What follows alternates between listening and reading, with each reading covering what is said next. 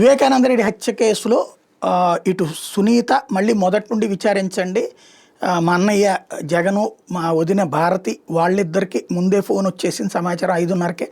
కాబట్టి అది అజయ్ కల్ అని చెప్పున్నారు కాబట్టి అది వాళ్ళకి ఎట్లా వచ్చింది అన్నది కనుక్కోండి. అట్లాగే కృష్ణారెడ్డి అనేటటువంటి పిఏ లోపలికి వెళ్ళే ఆ చనువు రోజు ఉంది. అట్లాంటి మనిషి ఆ రోజున లోపలికి వెళ్ళడానికి పర్మిషన్ మమ్మల్ని అడుగుతా ఫోన్ చేశాడంటే ఏంటన్నది దర్యాప్తు చేయండి.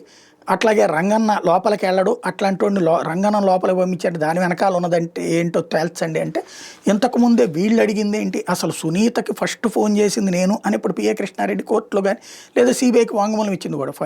ఫస్ట్ ఫోన్ చేసి సునీతకి ఎట్లా జరిగిందమ్మా అని చెప్తే వెంటనే సునీత భర్త తీసుకుని అక్కడ ఏమైనా ఉన్నాయా చూడమన్నారు, అక్కడ ఇట్లా కాగితం ఉంది అంటే ఆ కాగితాన్ని దాచేసేయమన్నారు అన్నటువంటి చెప్పుకొచ్చారు. ఆ దిశగా దర్యాప్తు చేసిన సుధాసింగ్ దర్యాప్తుని కొనసాగించమని కాకుండా ఈ కొత్త కోణంలో అడుగుతున్నటువంటి పరిస్థితి ఉంది. ఇప్పుడు ఈ కేసులో ఏదైతే ఇటు ఎవరి బెయిల్ అయితే రద్దు చేయమని ఈమె అడిగిందో వాళ్ళేమో ఈమె దురుద్దేశపూర్వకంగా చేస్తుందని చెప్పి వాదించారు. ఇంకో పక్కన సిబిఐ మీరు ఎలా చెప్తే అట్లా అని కోర్టుకు చెప్పింది. సునీల్ యాదవ్ ఇందులో నిందితుడు, ఆ పైన ఇప్పుడు అప్రూవర్గా మారుతానంటున్నట్టు సునీల్ యాదవ్ ఈ కేసులో విచారణ కొనసాగించడానికే రెడీ అంటున్నాడు. ఇప్పుడు చెప్పాల్సింది సిబిఐ కోర్టు తదుపరి విచారణ సునీత కోరినట్టు మళ్ళీ చెయ్యాలా లేకపోతే సరిపోతుందన్నది ఇక తేల్చాల్సింది సిబిఐ న్యాయస్థానం.